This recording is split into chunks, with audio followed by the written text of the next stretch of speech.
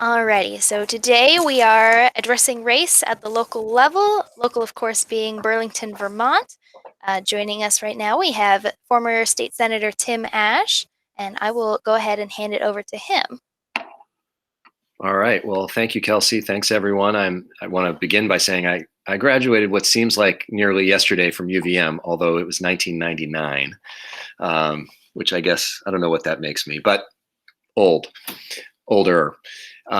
And I want to commend you for continuing to stay active and keep the Champlain UN going while operating in disparate locations. So hats off to you for that. I am going to just briefly tell you a little bit about some of the things I've worked on locally, and then talk briefly about legislation and how I think that the state of Vermont currently has been making some progress, where it has a lot of room for improvement. And then I'm going to give an example somewhere sandwiched in between of how people need to always be watchful for things that sometimes may not appear to have relevance to the discussion of racial equity, but can. So just quick way of background. As I said, I graduated from UVM in '99. I went to work for Bernie right out of school for a few years here in Burlington.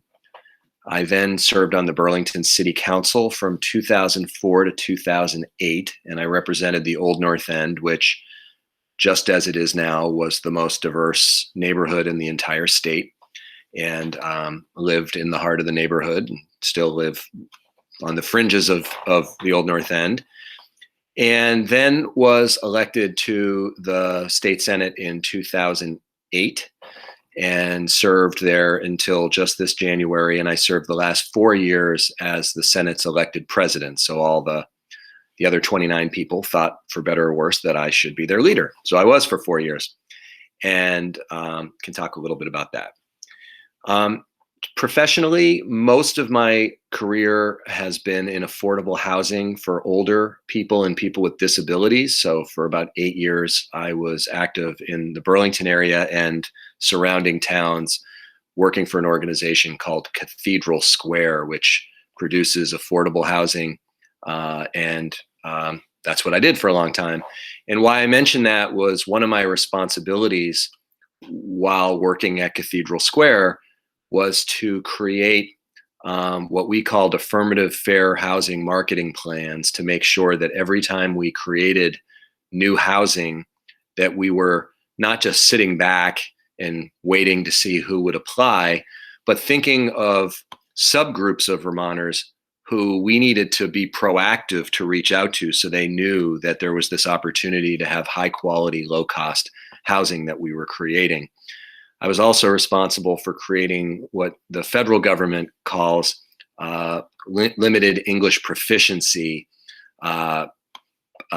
strategies, so that we were making sure that we were successfully making people for whom English is not either their first language or a language they're very comfortable with, making sure they understood what kind of opportunities we were providing. So all the housing that I was involved with was affordable housing, meaning it was very heavily subsidized. So it's a scarce resource, and we wanted to make sure that it wasn't just going to those who had comfort and ease with the English language. So I have a good deal of professional experience in that regard.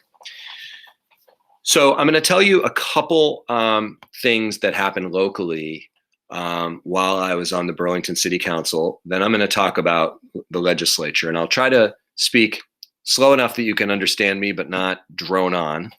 And I'll say that the first time that I really experienced, as a public official, a real decision, and this was about a year after I got on the city council.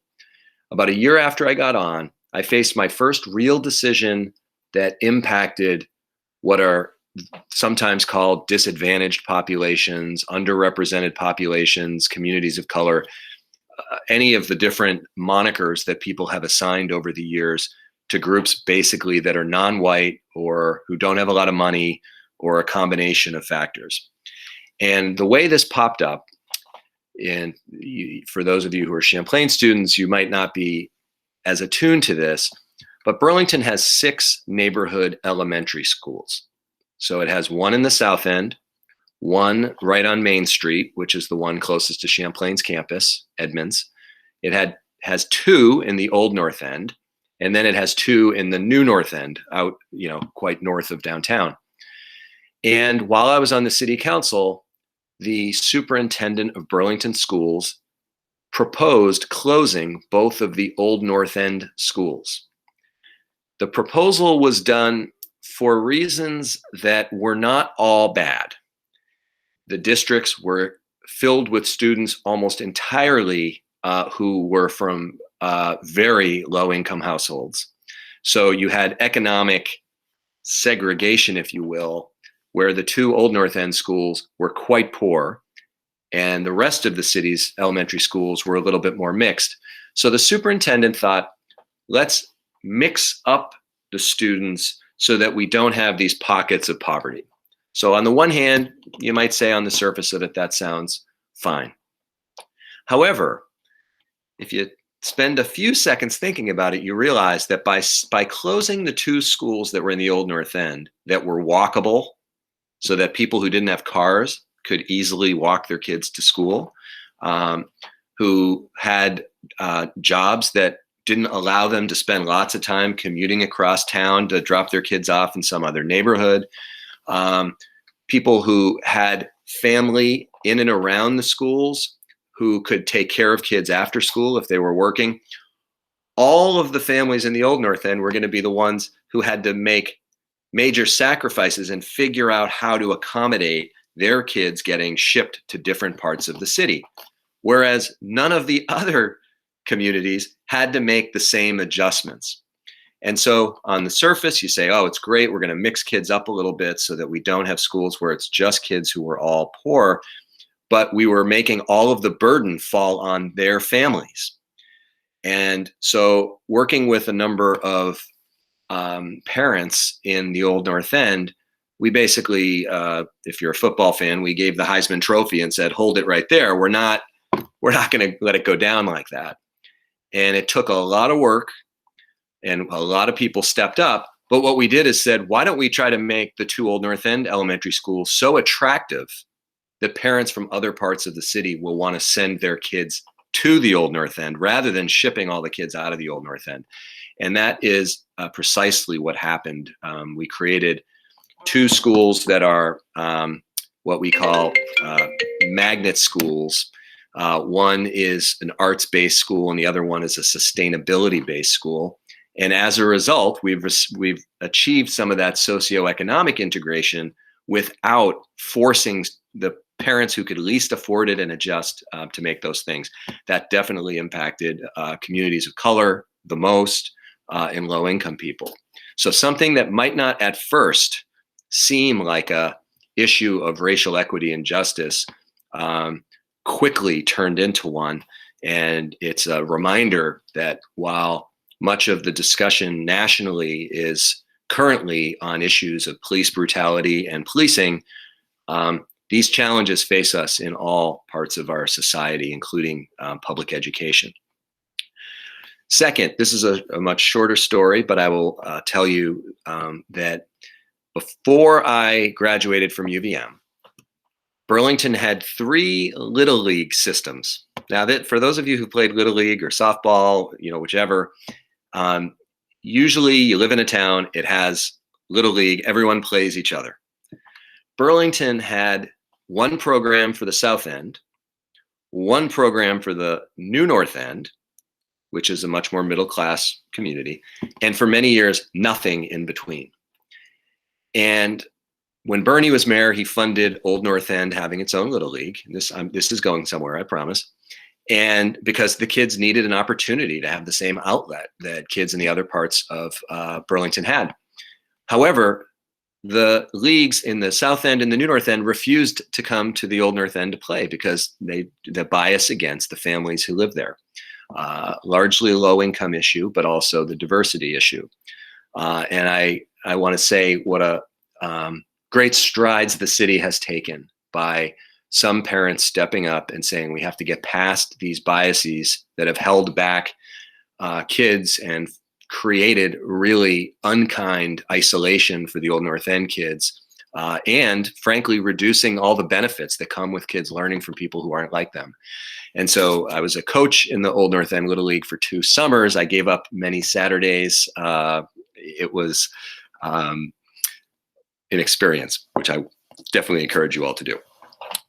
I also, back in the mid 2000s, both recruited and helped work on several campaigns locally for candidates of color, both to the Burlington City Council, 2 African-American men. One was a fellow named Richard Kemp, who lived in the South End, and then a close friend of mine, Clarence Davis, who was my seatmate representing the Old North End. And I watched firsthand some of the treatment they received as they went knocking on doors and talking to potential voters about their candidacy. So I've always felt very sensitive to the special challenges for people who want to participate politically, who are not white, in a community that is largely white. And so I'll leave it there. Now, I'm going to shift to the legislature. And before I talk about some of the policies that we've passed that speak to the much needed progress on racial equity, I want to talk about how important it is to always have one's eyes open for the potential implications of a policy. Now, this could be at an organization someone works at, a business. In my case, and for this discussion, it was in passing laws. And the motivation for sharing this experience with you was a couple years ago, 4 years ago or so, a number of BIPOC leaders throughout the state complained to the legislature and said, you know what, we're tired of seeing the legislature propose bills that we had nothing to do with. Maybe you should talk to us about what we think is in our best interest before you go passing laws on our behalf. And I took that to heart and said that I would proactively reach out to the best extent possible. It's not like legislators have we have no staff or anything, so it's all like me at my computer, but try to reach out proactively before each year in the legislature to get a better sense of what would be productive and helpful, and also pledge that I would keep my eyes out for these sort of surprise issues. So Kelsey, if you can put up the slides, there's only 3 of them, people, so don't worry, it's not going to be a PowerPoint killer. There's just three things. All right, so what you're looking at right now, this is the way when someone is trying to pass a new law, this is the visual that you often will see. You see things that are struck out, you see things that are underlined, and then you just see regular text. So just a quick tip, all the wording and numbers that have crossouts means that the proposal is to change those things, eliminate those things. Anything with an underline is proposed to be new stuff, okay? So all the stuff that you see there in E, that begins with this section may be enforced, that's all the current law, and this bill was proposing to delete that. And then you'll see the $25 and $50 were being struck out, and they were proposing that these new dollar figures be inserted. Now I'm going to tell you what this actually is. So I served on the Transportation Committee, not a committee that has historically been very involved on issues of racial justice. But we received this bill from the House of Representatives, and I looked at it and I asked the question that I think is smart to ask: what does this do? What is this law that is being proposed? What does it accomplish? And so I will give you the short version here. Under current law, as you see in the E that's being struck out, an officer may only give you a ticket for not wearing a seatbelt if they have pulled you over for something else first. Okay, so we call them primary offenses and secondary offenses. So a seatbelt, failure to wear a seatbelt is against the law However, the cops can only give you a ticket if they've pulled you over for some other reason first, making it a secondary offense. What this proposal would have done would have been to make it a primary offense, meaning you're driving down the street, an officer says, I don't think Kelsey's wearing a seatbelt, lights go on, you get pulled over. So now the people who voted for this in the House of Representatives voted overwhelmingly to pass this. And many of the people who voted yes are some of the most passionate people for racial justice.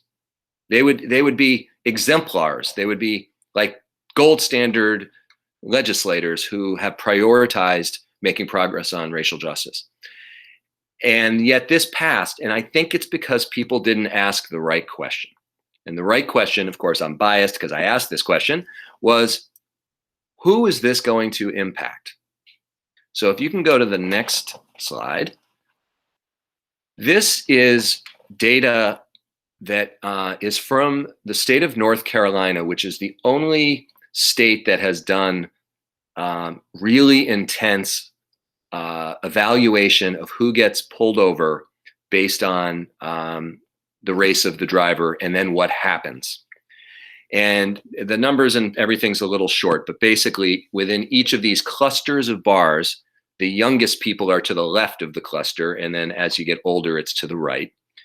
And then it goes from black male, black female, white female, and then repeats. The first set of 4 bundles of bars is for how frequently people have their car searched when they get pulled over. And the second one is, presumably after a search, how many of them get arrested. This is not a very complicated graph to analyze. Basically, what it says is if you are a black driver, you are most likely to be pulled over and searched and pulled over and arrested. And then a subplot here is that young people in general are more likely to get pulled over and arrested than older drivers. And this is based on seatbelt enforcement.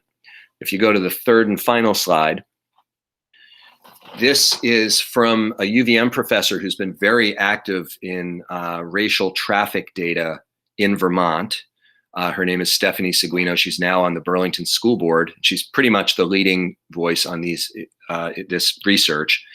And in the two categories here, investigatory or motor vehicle, this is how frequently your car is going to be searched for suspicion that you've done something really bad. I'd call that the investigatory, and then pulled over and searched because you've got like a light out or something, and that would be the motor vehicle. So those are more like technical stops.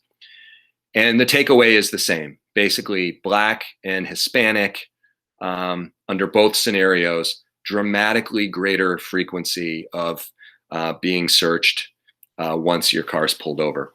So you can end the slides. This last one, actually, sorry, I said there were 3, there's actually 4. Stephanie Seguino also prepared this, which talks about traffic stops by race. And what that red line represents is basically anything over the red line means that black drivers are disproportionately pulled over in a bad way. And if you were under that red line, it means that if you are a black driver, you are less likely than white drivers to get pulled over. So you see there are a few communities where it actually looks like the data is not so worrisome. But the vast majority of them, it suggests that if you're a black driver, the odds are very high that you're going to get pulled over way more frequently than white drivers. So I share this with you to indicate that an issue which was brought forward by the House of Representatives to keep people safe, because of course it's good that people wear seatbelts. Some of us ask the question, what will happen to people, though, if we pass this? Will they actually be safer? That's debatable. I think most people wear seatbelts unless they're, frankly, never wear a seatbelt and have no plans to, or if they've been making decisions like drinking before getting in the car. But there's no question about it, and I will challenge each of you. Someday, just stand near a road at dusk, watch 10 cars go by, and tell me that you can say which ones are wearing a seatbelt and which ones aren't. If you can do it, you have hawk eyes. You should I don't know, find a profession that values like you should become a umpire. Um, the point being, though, that we worried it would be an excuse to pull over people, and the people that would get pulled over would be disproportionately people of color, especially young Black men in Vermont. And so I mentioned that as something where it made it halfway to becoming a law. No one said a word, and yet it took really stepping back and saying we have to evaluate every new law like this to make sure that we're not making matters worse. All right, so I've gone on in a mouthful. I'm just going to close by saying a few things that are really important about the last year, and then I'm happy to field a few questions. So in the last couple of years, we've been, and some of this predates the activism that we saw in the summer. Some of it, I think, was spurred on by it. So it's a bit of a mix. But among the things that we did at the state level, and I was very proud to play a role in this, this was something we'd been working on already, was require that all state police wear body cameras whenever they're interacting with in any kind of active situation. Too frequently, we were having cops say what they said happened, and people on the other end saying a completely different story. And so from a civil rights point of view, we thought it was absolutely critical that there be a visual record. It's not a perfect tool, but it will definitely help. We prohibited the use of chokeholds by law enforcement. It's actually in the news today. If you look at the Vermont Digger website, you will see a story today where law enforcement is asking the legislature just 3 months after we passed the law to weaken it. So what this law says is that you cannot deliberately restrict the flow of air to detain them because we know how damaging and possibly fatal it can be. We created for the first time use of deadly force and use of force policies that will be in place statewide. Currently, we left it up to departments to have their own plans for how they would handle these policies. And as a result, they were all over the map. And I think every time you see a police officer be found to have been acceptable to use the level of force, sometimes fatally, people say, you know, how can this keep happening?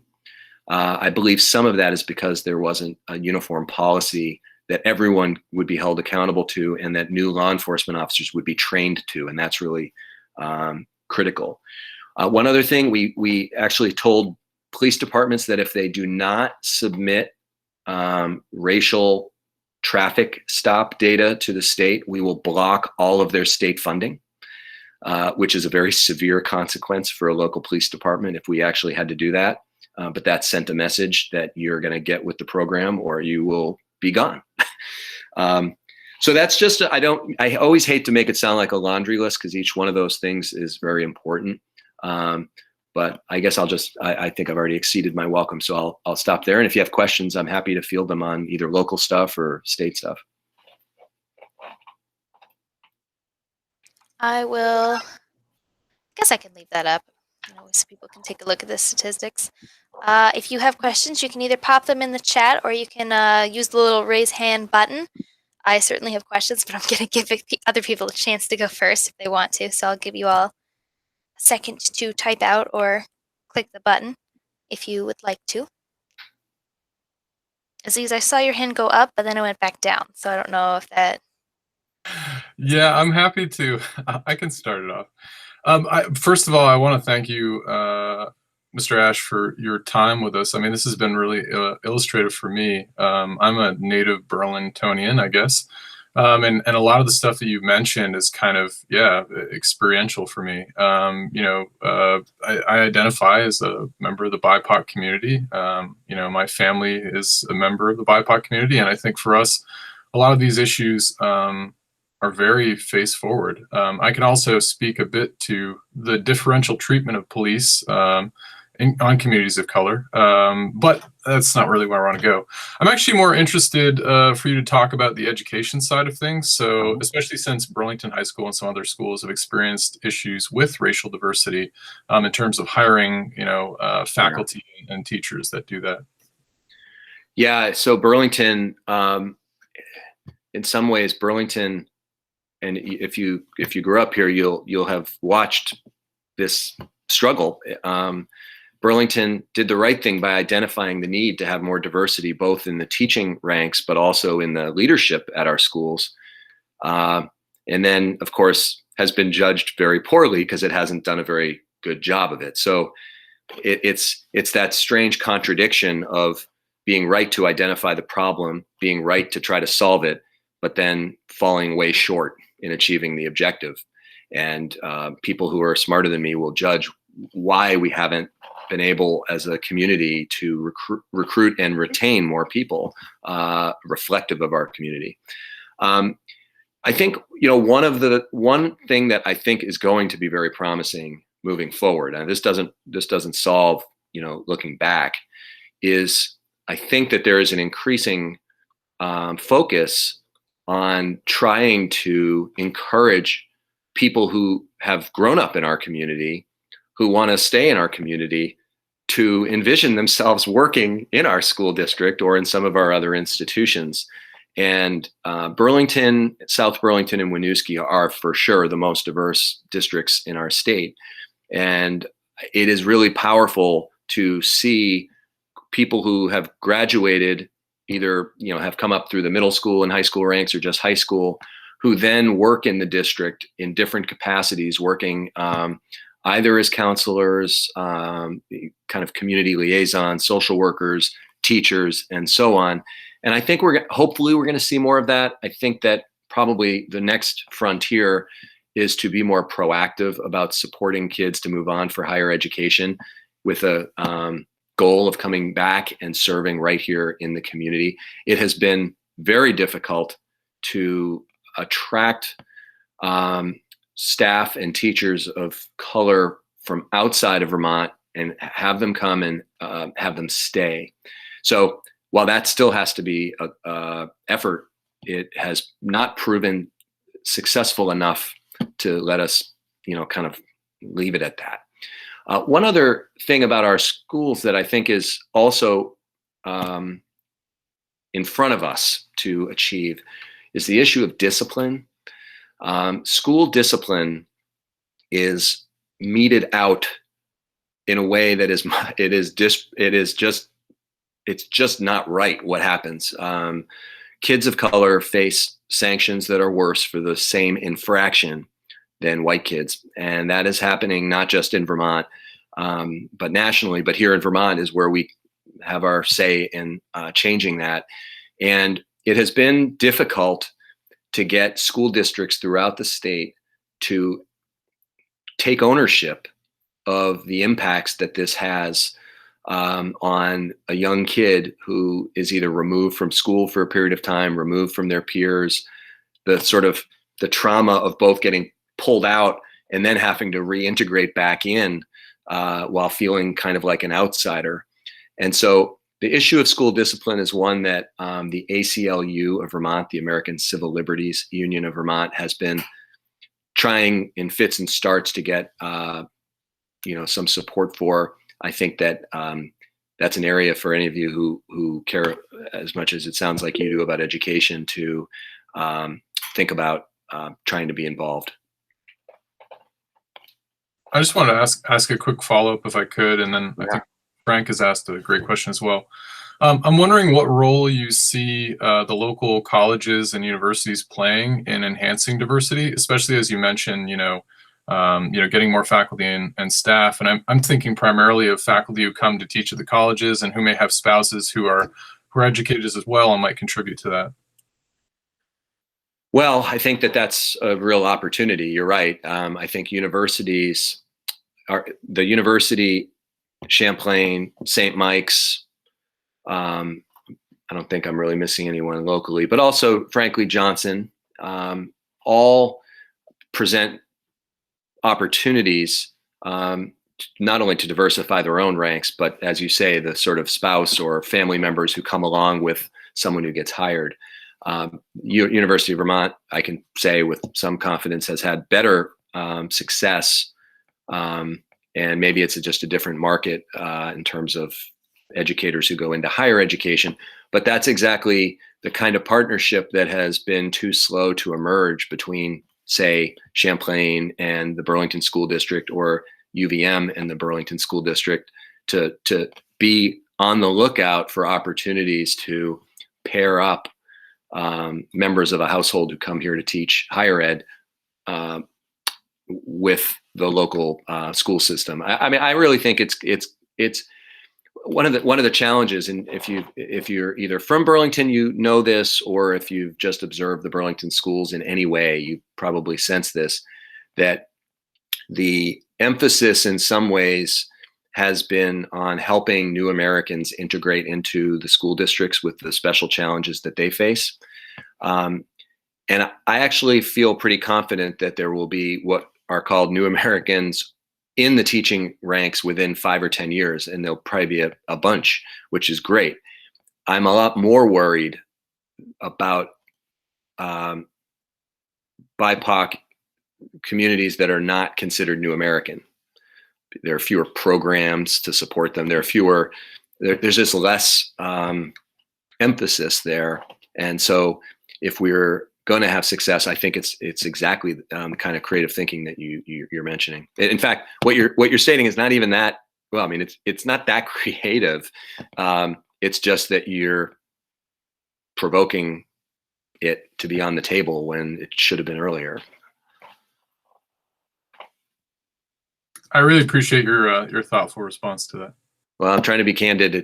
These are not easy issues. Otherwise, they'd be solved more quickly. And I have to say that just the issue, frankly, like for instance, of diversity within the Burlington School District staff and teacher ranks, there have been many very good and conscientious people trying to find strategies to be more successful and have just come up short.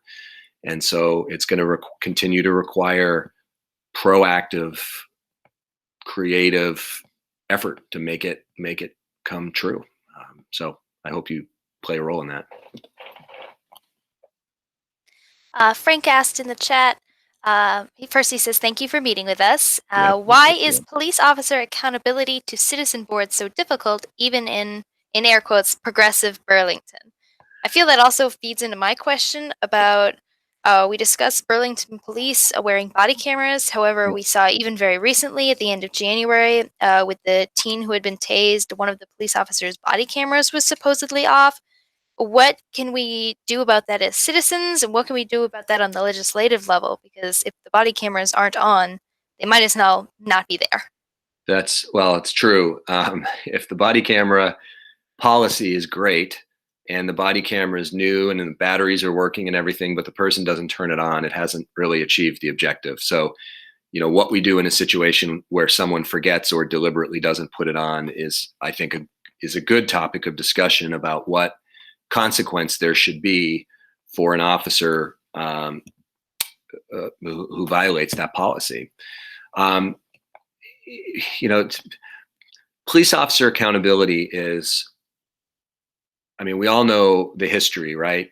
Officer does something that seems over the line, beyond acceptable behavior, beyond accessible level of use of force, and so on. And then it seems like the whole system rallies around that officer and nothing happens and the person's found to not have violated anything, right? We've all seen that over and over again with the worst actors in law enforcement. I think one of the things that has been a challenge in Vermont, and so it's not just Burlington, but in Vermont, is that the oversight or accountability is largely from within the law enforcement community with almost no other voices at the table. So if there is a use of deadly force, for instance, it was the case that the entire evaluation of what went down and whether the officer acted properly, there was never any civilian who even knew what the investigation turned up. It was all hidden from view. We have a place called the Criminal Justice Council, the Criminal Justice Training Council, which is down near Rutland. And just this past year, we added non-law enforcement members to that for the first time, so that as all of these policies and accountability tools are being used, there will be people bringing outside sets of eyes and not have it just be, law enforcement, community policing itself. In Burlington, I think there is, I'm going to say something that sounds a little technical. This is not me defending it or not defending it. I'm just giving you one of the reasons why I think things have been slow to change. First, the police have a union, and the union has a contract that lasts X number of years. I don't know what their current contract is. So sometimes unions have a contract that's 1 year, 2 year, 3 years, whatever. In that contract, it doesn't just talk about, how much money does an officer get? How much money does an officer get if he or she works at night? It's not just about pay or healthcare. It's also about things like discipline. And so any change that happens has to go one of two ways. Either the police union negotiates with the mayor and the city council, and a change is created that way with more quote unquote accountability, or the city council and mayor try to impose new accountability on the police without regard to what their union contract says. That route is a little riskier, because then the police union can go to court and would likely prevail and say that you can't just impose a change in the policy like that. You have to wait until their contract is over. So I don't mean to get into the minutia of union contracts, but it's a real world hurdle that has to be dealt with if there's going to be changes. From a political point of view, I think one of the worries, and this is not meant as a confrontational question, but it's one that we all have to ask ourselves and challenge ourselves, is if police there's, the inherent in the question, to have a citizen board be the one that decides on accountability. We each have to ask from the point of view of like due process and fair outcomes and so on, what's the best structure to achieve that? And when we see a situation play out where a person of color is, let's just take out any gray area, someone has completely been wrongly interacted with by law enforcement, we think it's a no-brainer, and we say, absolutely, that officer should be sanctioned, that officer should go. There are a lot of gray areas. And the question is whether an all-citizen panel should be deciding whether someone gets fired or demoted, or if there should be something less animated, perhaps, by a quick public reaction that might not be as interested in all the facts or not. Again, I'm saying this not advocating one way or the other, but just explaining that you can imagine in some communities where there's that are a lot less progressive, that if you had a citizen board, they might never find a cop guilty. So it's, different tools can work for different communities. I think anyway, so I think that those are some of the barriers to why the city of Burlington hasn't changed. And I'll just confess something to you. So I served on the council from 2004 to 2008. The population that is non-white has grown. I mean, it's still very small, has grown considerably since just 2004 to 2008. And so it's actually, it's not like some policies that have been discussed for 30 years. This has been a last 10-year discussion about how we evolve law enforcement to be more equitable and eliminate these kinds of injustices that we're seeing around us. 10 years on the one hand sounds like a very long time. In the world of government and shifting fundamental structures of government, it's almost lightning speed. So some of the changes that we've made reflect culture changes that have happened very quickly, and I think in a very good way. But the fact that there's still more work to do is not surprising. because it's, people have only started to be more intensively engaging these issues, in more recent years. I guess that kind of feeds into my question about, I mean, we all talk about when something big comes on the national ballot about how long bills and amendments and federal legislation takes to pass through. And obviously, Vermont is different than New Hampshire and different than Maine and different than North Carolina. But how long would you say it takes local legislation to pass, at least in Vermont? So I'll give you a couple examples. I'll give you one that went fairly quickly, but still frustrating that it took as long as it did. So it was like 2.5 years ago, maybe, I helped write the law requiring all state police to have body cameras.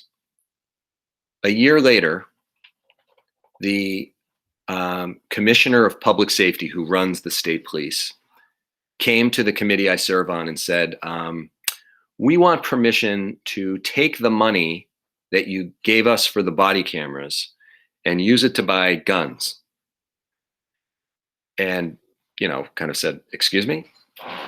They had, without telling us, had not bought the body cameras and were proposing to use the money to buy guns.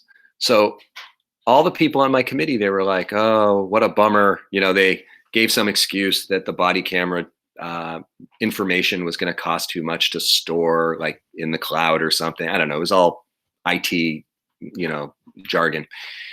And so that in the meantime, they'd like to buy guns. And most of the people on my committee were like, all right, I guess that's the way it is. So I met with the commissioner out in the hallway, the guy who runs the state police. I said, can I just ask you, what kind of guns are you talking about? And he said, AR-15s. And the thing is, he didn't say it like a macho guy. He said it very matter-of-factly. And the truth is that officers and many gun enthusiasts like AR-15s because they're lightweight, they're easy to clean, and there's a bunch of sort of operational things that make them attractive to people. And I thought to myself, how have we got from a place where we pass a law requiring that they use body cameras so that we can promote civil rights, and instead we're talking about buying AR-15s with the money that we set aside for it? Well, it took us a full another year to get them to buy the body cameras. So that was like a 2.5-year process to do something that we thought was a pretty simple concept. And so that was 2.5 years.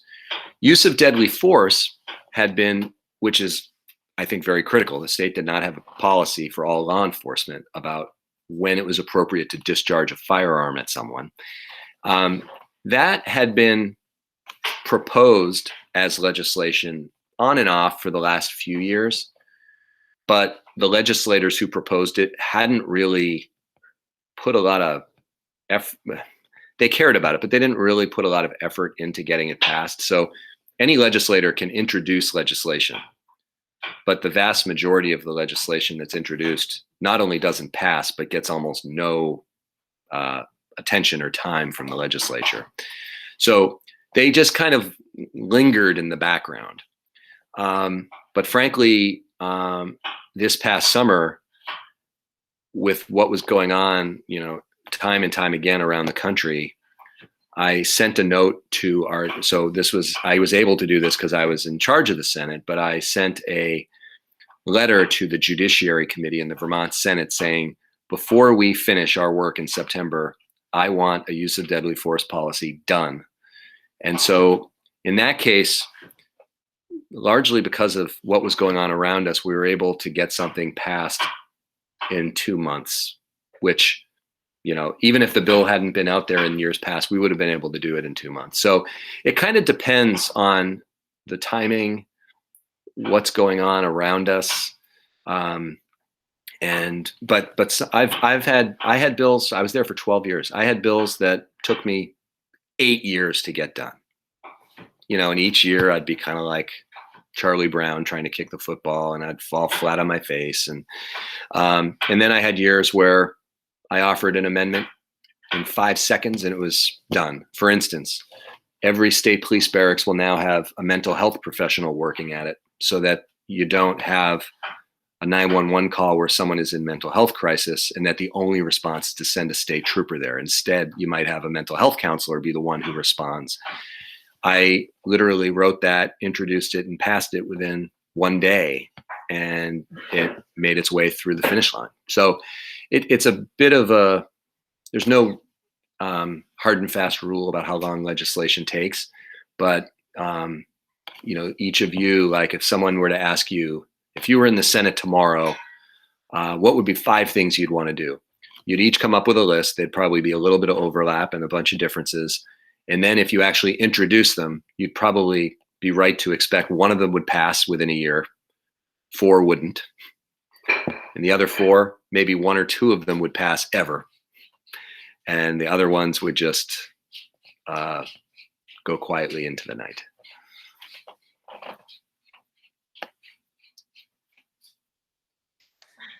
A lot of proposed solutions to police use of deadly force around the country, especially when earlier last year when it was a national issue and topic of discussion. Not that it still isn't.